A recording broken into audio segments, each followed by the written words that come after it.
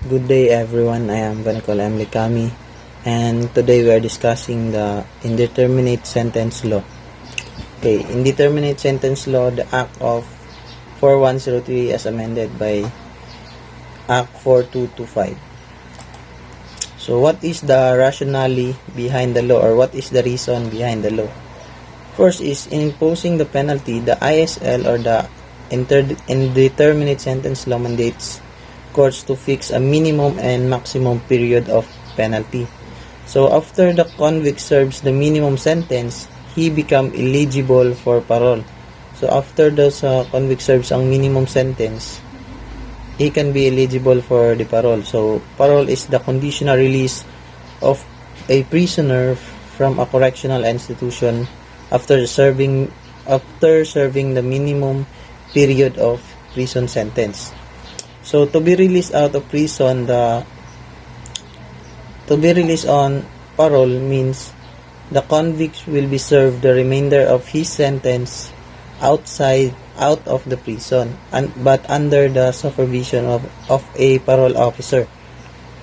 Then if the parolee or the person that kaning ang tagaan og parole violates the conditions of his parole, he shall be rearrested and recommitted to prison to serve the unexpired portion of the maximum period of sentence. So kung nasa ma-violates, so dakpon siya usab, din ibutag og balik sa prison para i-serve tong mga nabilin nga kaning unexpired portion sa yang maximum period of sentence. So next, purpose of the law. So mo niyang purposes sa law: to promote the prisoner's reformation by allowing him to serve sentence outside the prison under the supervision of a parole officer.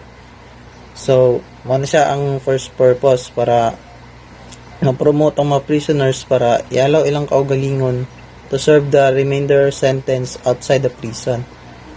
So, next one is to decongest the jails, thereby allowing the government to save money. So ano kayo ni nga reason.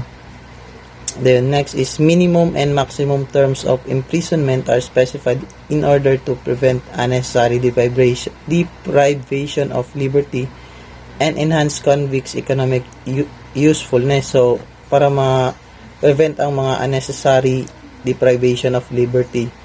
Then next one is the maximum penalty necessary for the imposition of the accessory penalty, while the minimum penalty is important to allow the prisoner the chance for parole. In short, he is given the chance to go back to the society and redeem for himself. Then let's go to when is the law applicable. So the ISL or the Indeterminate Sentence Law is mandatory except the following. So mo ni ang mga crimes nga dili ma-applicable sa ISL. So first is crimes punished by death penalty or life imprisonment. Next one, treason or conspiracy or proposal to commit treason.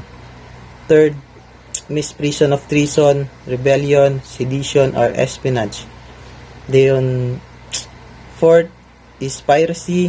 Fifth, the habitual delinquents, escape prisoners. Then granted with conditional pardon who violated the term. So kaning mga person nga nagranted by the president of conditional pardon, but naasla na violate sa condition, so dili sila applicable sa ISL.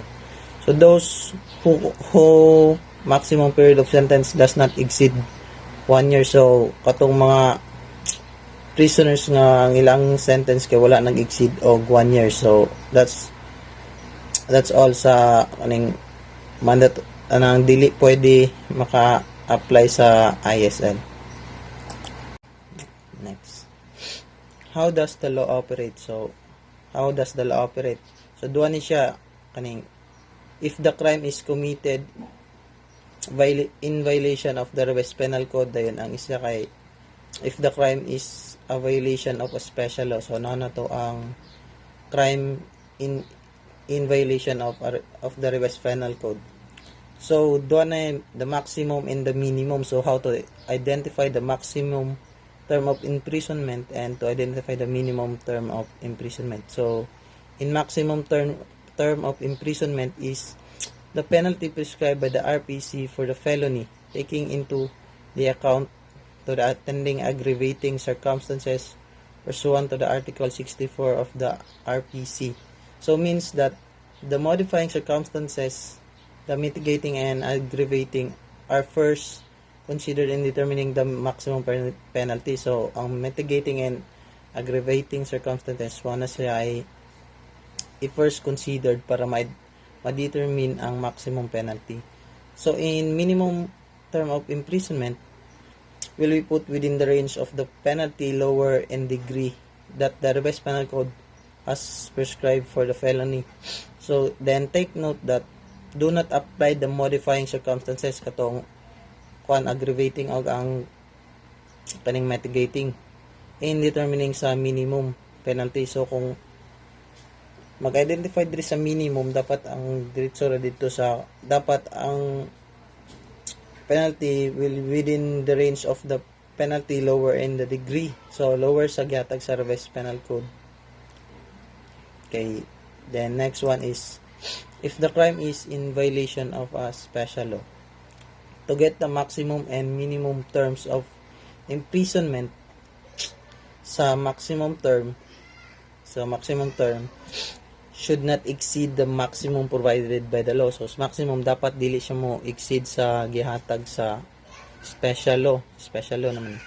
Then while in the minimum, the term should not fall below the minimum provided by the said law. So in minimum dapat dili siya maubos sa gihatag sa law. Then so only means that the maximum term cannot exceed the maximum that the law in question as prescribed. So ang maximum dili na mo exceed siya ang maximum nga gihatag sa law, well in the minimum term cannot be less than the prescribed minimum. So dili po siya mo ubos sa minimum nga gihatag sa law. So that's all for the indeterminate sentence law. God bless and thank you.